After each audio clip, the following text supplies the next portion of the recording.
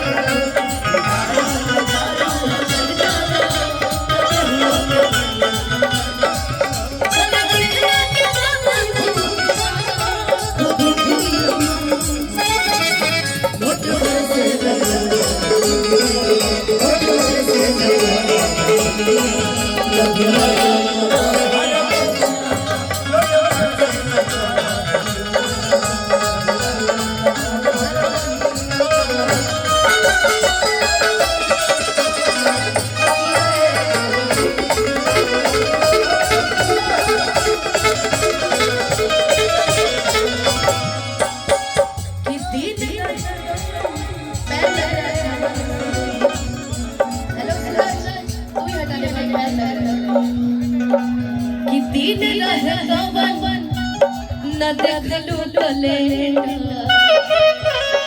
भई बगाली में जवानी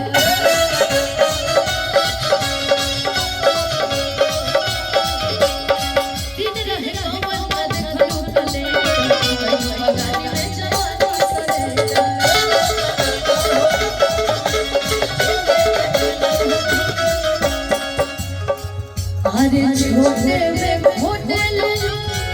अरे सगी जोड़ी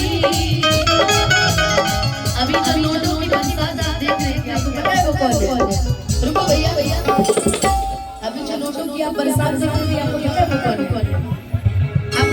अच्छा देख नहीं पाए मुखिया जी कहां गए आप मुखिया जी ए मुखिया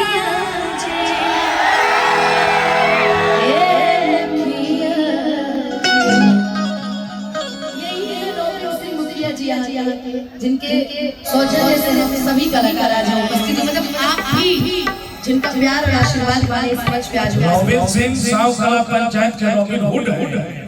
बिल्कुल और वो जितने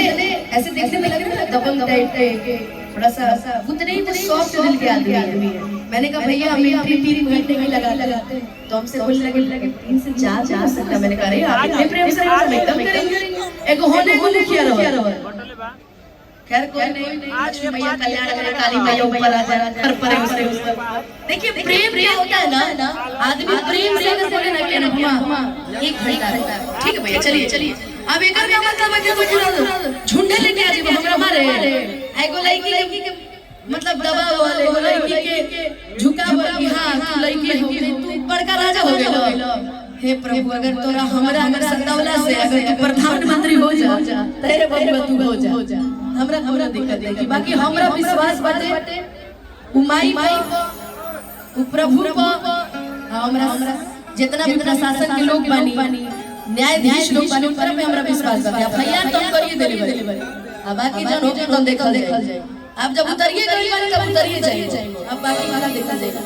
जिंदगी में एक लड़की होने के नाते ये चीज हमेशा याद रखना गलत हमेशा गलत हमने से बहुत गलती करी लेकिन अब जे गलत बा वो गलत मुखिया जी प्रेम से कहने मुखिया जी के प्रेम पे हमने गए इनकर प्रेम अच्छा रही हमारे गौतम भैया के प्रेम बाटे कि हमने के अगला बार मुखिया जी बुलाएंगे तो हमने दौड़ के कि चलो ना मुखिया जी बुलाएंगे ये मुखिया जी का चलो प्रणाम मुखिया जी हेलो मुखिया जी हेलो हां ऐसा मत समझो यो मुखिया जी बिहार के सबसे कम उम्र प्रतिनिधि है मुखिया प्रतिनिधि और पलान था यो में कह दिए थे हमरे चमकाए थे एक गौतम भाई देख लो यो मुखिया जी के प्रोग्राम है इधर लेट ना होना चाहिए मैं आपको बता दूं मैं आपके समय से पहुंच गई ना ऐसे में वहां भी पहुंच गई अब जिसका शुरू से जिसका दिमाग रहेगा कि नहीं इधर आज इसके साथ गलत करना है तो करेगा ही हम तो कलाकार हैं हम नॉर्मल दिल के आदमी हम सब पे विश्वास कर लेते हैं हम कलाकार को अब गौतम भैया कहीं जा रहे हैं हमको पता ना रहे सब आदमी को मारे पीटे तो गौतम भैया थोड़ी जान रहे कोई मर पीटे आए थे वो तो निमंत्रण पे गए थे पता थोड़ी चलेगा क्या गौतम भैया और मैं चाहूंगी कि आप भी इस पे वीडियो बनाइए इसलिए सही चीजों को आप उठाते हैं अभी आपका तबीयत नासाज है मगर क्योंकि मैं गलत नहीं हूँ, मैं आज सही के पक्ष में आवाज उठाई, तो हमसे भी गलती हो गई, हमारे बारे में बड़ा वीडियो बनाया है, तब से मैंने कहा नहीं ना है ना। तो ये मुखिया जी है, ये मुखिया जी है हमारे, इन्हीं के सानिध्य में आज हम लोग आए है ना। अच्छा हम एक चीज बोल रहे थे कि नारा नारा नारा नारा नारा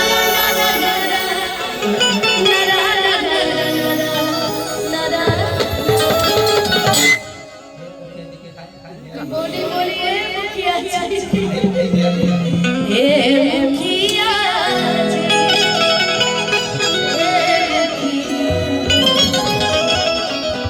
हे मुखिया जी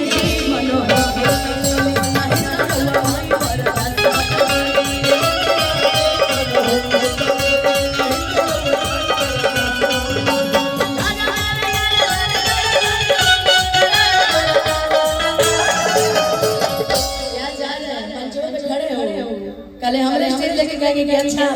चुनी गा लेते ब्याह, इसलिए हमें बहुत सही तरीके से गा रहे ए मुखिया जी, ए मुखिया जी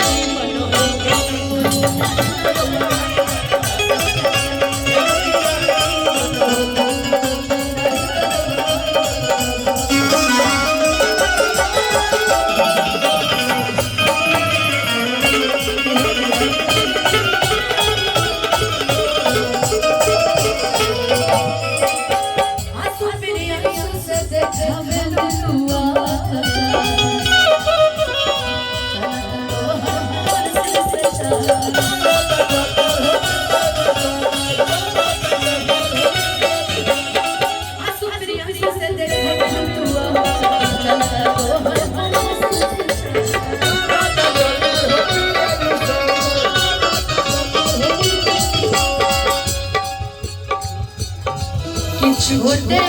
होटल और सजिया